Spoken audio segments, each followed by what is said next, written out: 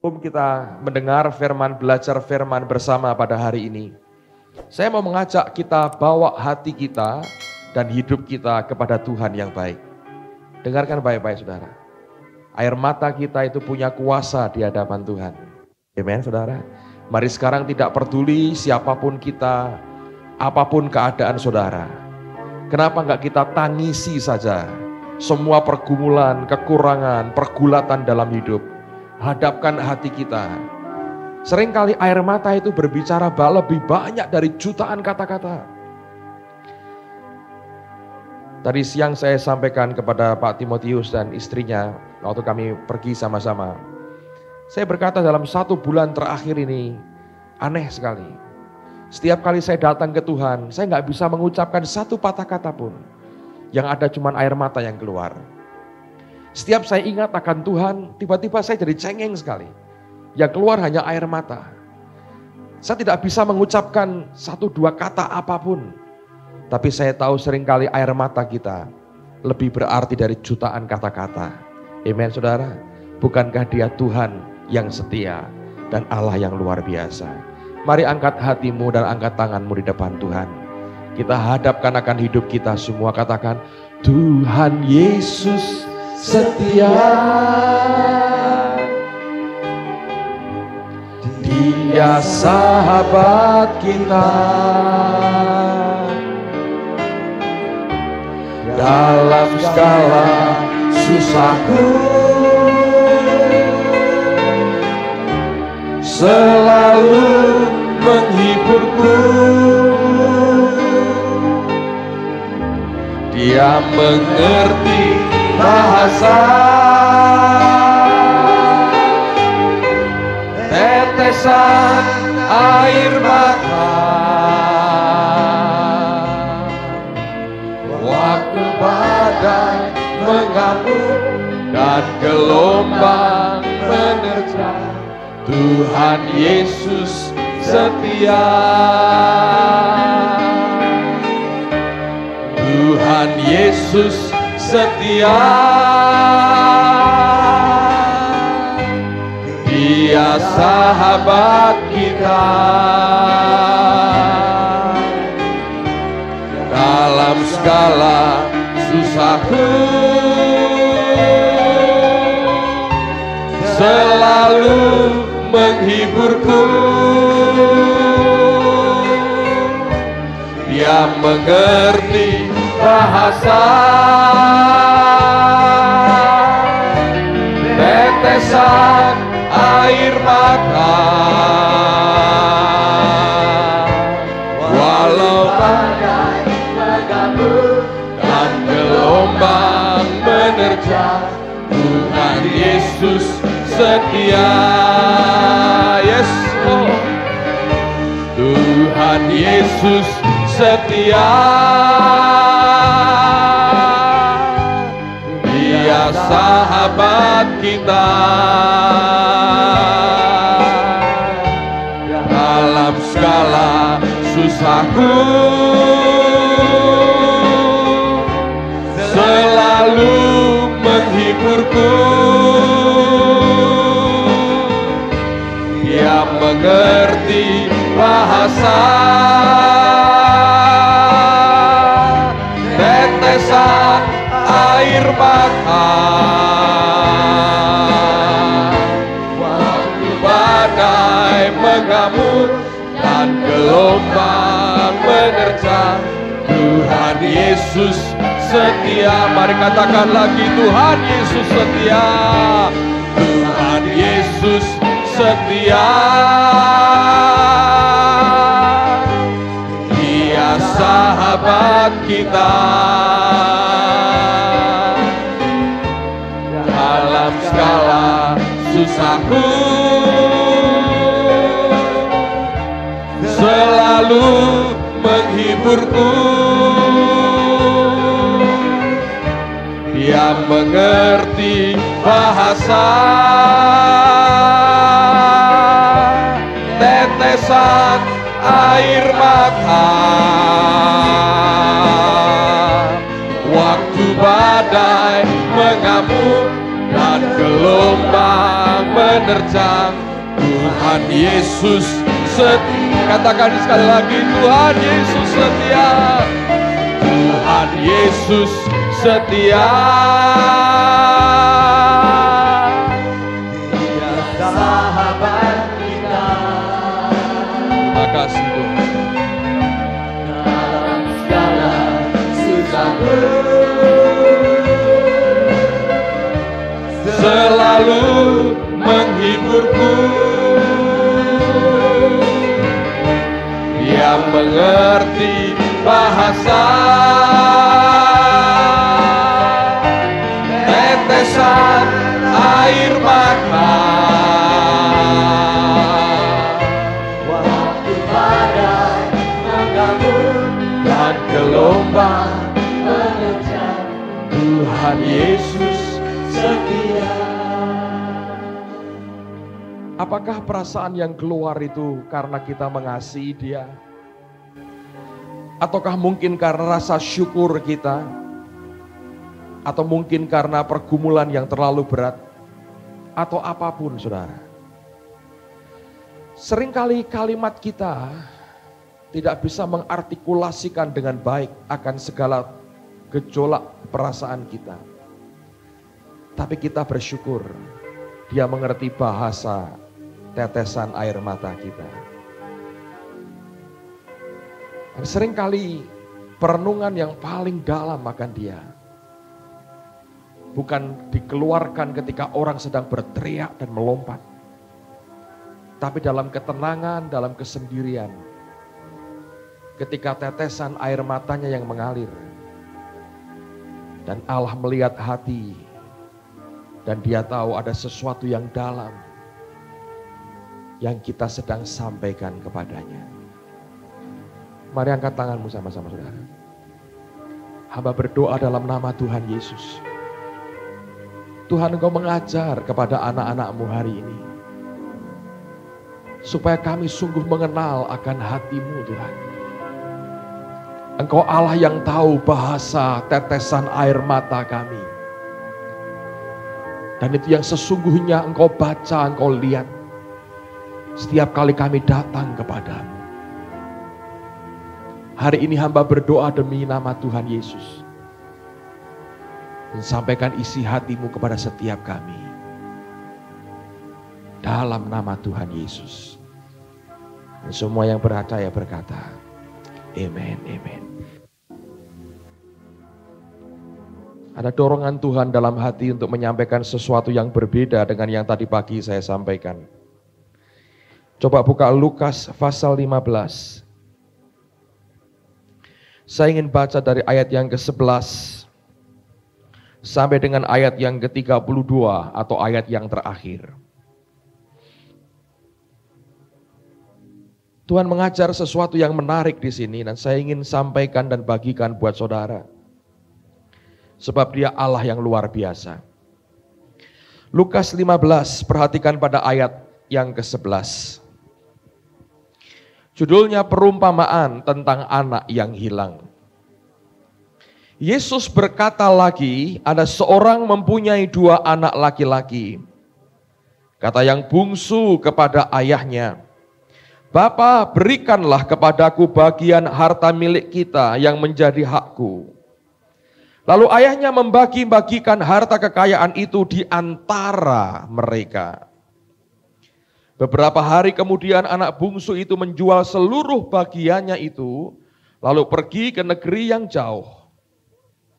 Di sana ia memboroskan harta miliknya itu dengan hidup berfoya-foya. Setelah dihabiskannya semuanya, timbullah bencana kelaparan di dalam negeri itu, dan ia pun mulai melarat. Lalu ia pergi dan bekerja pada seorang majikan di negeri itu. Orang itu menyuruhnya ke ladang untuk menjaga babinya.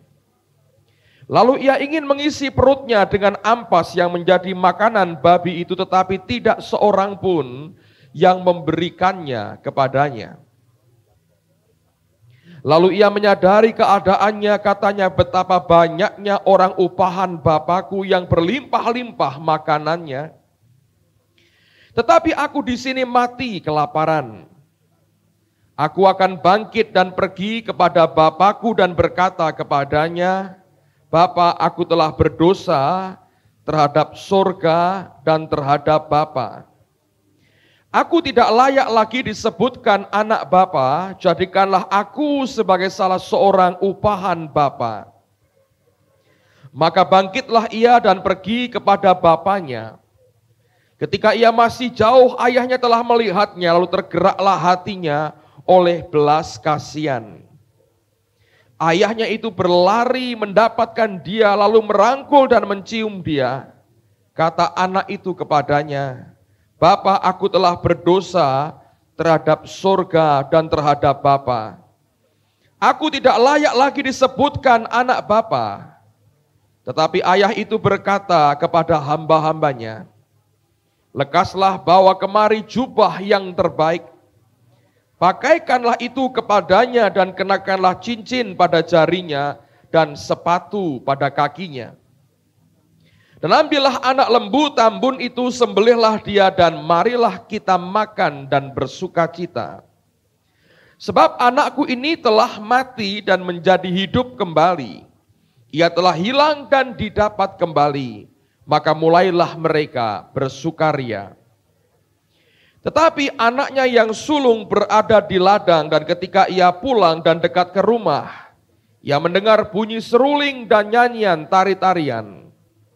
Lalu ia memanggil salah seorang hamba dan bertanya kepadanya, apa arti semuanya itu? Jawab hamba itu, adikmu telah kembali dan ayahmu telah menyembelih anak lembu tambun, karena ia mendapatnya kembali dengan sehat. Maka marahlah anak sulung itu dan ia tidak mau masuk. Lalu ayahnya keluar dan berbicara dengan dia. Tetapi ia menjawab ayahnya, katanya, telah bertahun-tahun aku melayani Bapa dan belum pernah aku melanggar perintah Bapa. Tetapi kepadaku belum pernah Bapa memberikan seekor anak kambing untuk bersukacita dengan sahabat-sahabatku. Tetapi baru saja datang anak Bapa yang telah memboroskan harta kekayaan Bapa bersama-sama dengan pelacur-pelacur. Maka Bapa menyembelih anak lembu tambun itu untuk dia. Kata ayahnya kepadanya, anakku, engkau selalu bersama-sama dengan aku, dan segala kepunyaanku adalah kepunyaanmu. Kita patut bersukacita dan bergembira, karena adikmu telah mati dan menjadi hidup kembali. Ia telah hilang dan didapat kembali. Ada cerita yang sangat ironis sekali. Dan saya pernah tanya beberapa waktu yang lalu dengan beberapa teman di kantor waktu kami sharing sama-sama. Pertanyaannya adalah, kalau kita melihat akan kehidupan si sulung, jelas merupakan kehidupan yang sangat-sangat menyedihkan sekali. Lihat bahwa dia mengklaim dirinya dan yang dia katakan itu benar. Bertahun-tahun dia melayani akan bapaknya dan tidak pernah melanggar perintah bapaknya. Tapi keluhan yang keluar adalah bahwa bapaknya tidak pernah memberikan kepadanya seekor kambing pun untuk dia pakai untuk pesta dengan teman-temannya. Saya tanya dengan teman-teman pada waktu itu, mengapa sebenarnya si sulung ini hidup tanpa menikmati apa yang bapaknya miliki dalam hidupnya? Mengapa si bungsu yang menghabiskan kekayaan bapaknya dengan para pelacur, ketika dia pulang kemudian dipestakan begitu rupa? Bukankah bertahun-tahun si bungsu ini menyakiti hati bapaknya, mengecewakan bapaknya? Sementara si sulung dengan setia dan dengan tekun bekerja untuk bapaknya, tapi tidak pernah seekor kambing pun katanya diberikan kepadanya untuk dia bersukacita dengan sahabat-sahabatnya. Sebagian dari saudara berkata, karena si sulung tidak pernah minta. Tapi kalau Anda perhatikan, si bungsu juga tidak pernah minta supaya dia disembelihkan lembu dan berkata, Bapak, aku sudah pulang dengan sehat, ayo dong pesta karena aku. Dia tidak pernah minta itu. Bukankah itu karena kehendak dari bapaknya yang langsung memberikan dia pakaian yang indah, memberikan lagi akan sepatu, mengenakan cincin pada jarinya, dan dibuatkan pesta yang luar biasa oleh karena dia telah kembali. Saudara, mengapa si sulung tidak pernah menikmati apa yang baik dari bapaknya? Dan saya perhatikan cukup banyak orang Kristen yang hidup seperti si sulung. Bertahun-tahun diajar untuk setia, bertahun-tahun setia, dan tidak pernah melanggar perintah bapaknya. Tapi kalau kita melihat kenyataan kehidupannya, jauh dari kemenangan dan jauh dari membuktikan bahwa dia anak dari Bapa di surga. Hidupnya datar, tidak ada yang menarik dari hidupnya. Tidak ada pesta dibuat baginya. Tidak ada orang yang bersuka cita karena dia. Tapi dia bertahun-tahun setia dan tidak pernah melanggar perintah bapaknya. Pada suatu kali ketika saya baca akan ayat ini, pertanyaan itu sebenarnya diajukan Roh Kudus kepada saya, mengajar saya untuk merenungkan kembali akan ayat ini. Seringkali ketika Tuhan mengajar sesuatu, dia mulai dengan pertanyaan, saudara. Dan selalu saya tidak pernah bisa memberikan jawaban. Oleh karena itu setiap kali dia mengajukan pertanyaan, yang muncul sebenarnya hanya kehausan dan kelaparan saya akan kebenaran. Sehingga saya berkata, Tuhan ajarkan itu kepadaku dan buka suatu sisi dari kebenaran ini yang Engkau ingin tunjukkan kepadaku. Dan pagi itu ketika saya merenungkan akan ayat ini, Roh Kudus mengajarkan sesuatu yang sangat sederhana. Dan saya ingin sampaikan buat saudara pada malam hari ini. Saya menyiapkan sesuatu yang saya sampaikan tadi pagi. Tapi Roh Kudus berkata, aku ingin kau sampaikan bagian Lukas 15 ini. Karena ini yang aku ingin sampaikan kepada umatku. Sekali lagi saya hanya saluran, saya hanya mentaati apa yang dia perintahkan. Dan saya tahu ini merupakan sesuatu yang penting buat kehidupan saudara. Ketika saya renungkan akan kisah yang sudah sering kita baca dan kita tahu ayat ini dipakai banyak untuk penginjilan. Roh Kudus mengatakan, lihat ada dua macam tipe hubungan yang muncul dan lahir yang dilakukan oleh si sulung dan si bungsu. Dan masing-masing pribadi itu punya sifat, karakteristik hubungan yang berbeda satu dengan yang lain. Si sulung itu mengalami yang namanya hubungan formal antara dia dengan bapaknya. Dan hubungan formal itu dia lakukan dengan setia. Dia tahu bahwa dia harus setia kepada ayahnya. Dia tahu dia harus setia dengan pekerjaan yang Tuhan berikan kepada dia. Dia tahu dia mengerti akan berbagai macam perintah Tuhan dan tidak ingin menyakiti hati bapaknya dan dia tidak pernah mencoba untuk melanggar perintah ayahnya. Oleh karena itu dia berkata, bertahun-tahun aku melayani Bapa dan tidak pernah aku melanggar perintah Bapa. Dan apa yang dia katakan tidak dibantah oleh bapaknya. Sungguh dia lakukan itu bertahun-tahun dengan setia.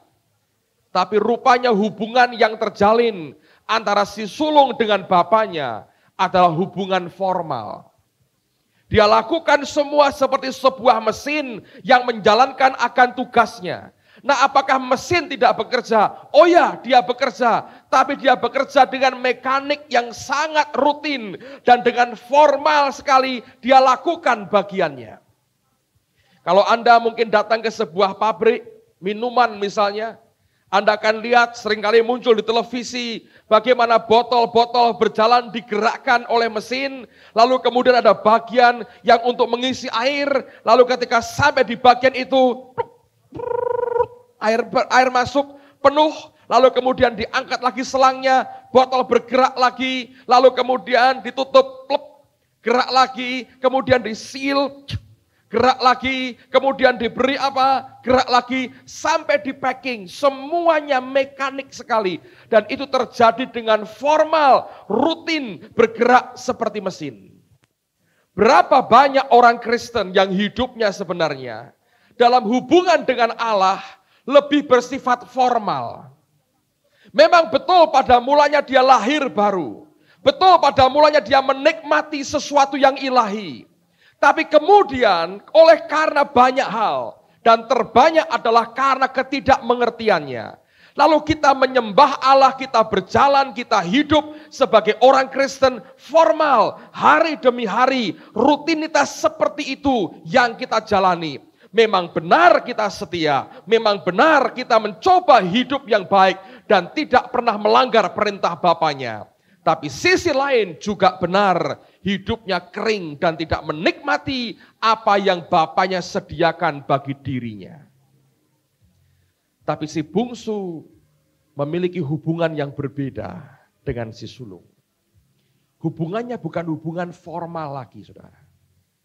Bahkan secara hubungan formal, dia sudah bertekad untuk melepaskan itu. Dengan dia berkata, aku tidak mau lagi dan tidak layak lagi disebut sebagai anak Bapa. Hubungan seperti apa yang dia miliki? Dan yang Tuhan katakan, hubungannya dengan Bapaknya adalah hubungan batin dari hati ke hati sebenarnya. Ketika dia sudah habis-habisan dan tidak dapat makan lagi, yang terjadi adalah keluar pertobatan dari dasar hatinya. Waktu dia berkata, aku berdosa terhadap surga dan terhadap Bapa. Dan dasar pertobatan selalu tidak pernah lahir dalam pikiran. Pertobatan itu lahir dan muncul di hati kita. Dasar getaran hati yang berkata, aku mesti kembali kepada Bapakku, membuat dia lari dan kembali ke rumah ayahnya. Yang menarik adalah bahwa ketika bapaknya melihat dari jauh si bungsu kembali, yang bereaksi pertama bukan pikirannya.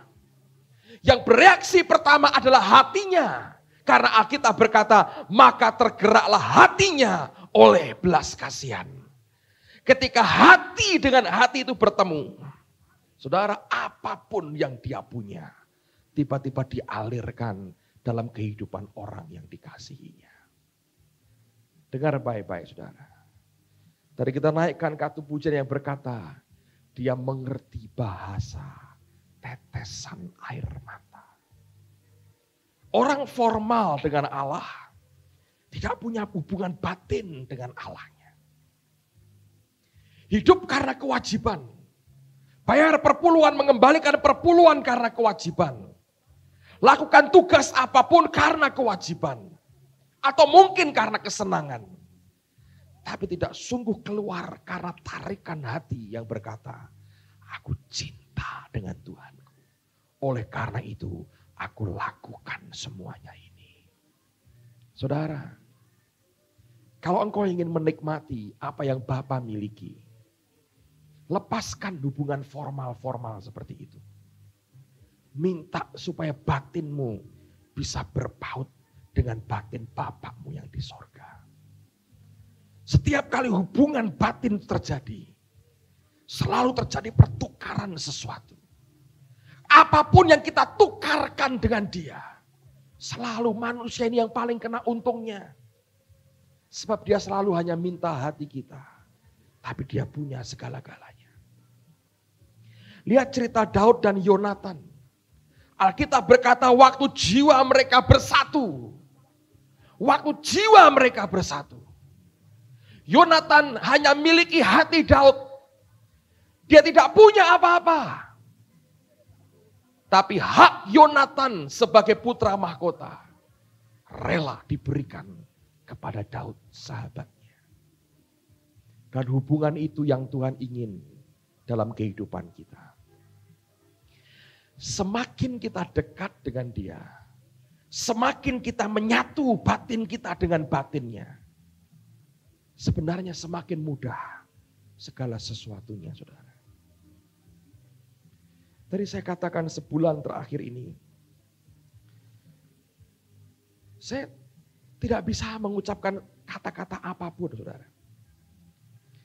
Bahkan setiap kali saya kendarai mobil sendiri atau dengan siapapun, setiap kali saya ingat Tuhan, teringat akan dia. Yang ada cuman air mata ini mencoba terus mau keluar. Saya berkata kepada istri saya, kenapa saya jadi cengeng sekali sekarang. Apapun tiba-tiba dengan begitu gampang, air mata itu bisa keluar. Dan saya berkata, Tuhan, kalau selamanya seperti ini pun aku mau. Karena ekspresi yang keluar ini lebih dari jutaan kata. Yang mungkin aku bisa desain untukmu.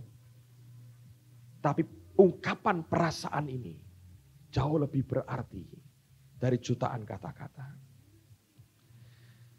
Orang Kristen selalu terjebak pada formalitas. Sehingga tidak sedikit yang kemudian jadi agamawi sekali. Kebenaran yang kemudian diformalkan itu membuat kita agamawi, saudara.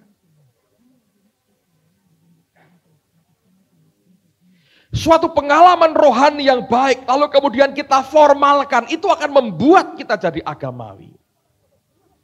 Pada waktu kita menjadi agamawi, kita kehilangan hubungan batin dengan dia.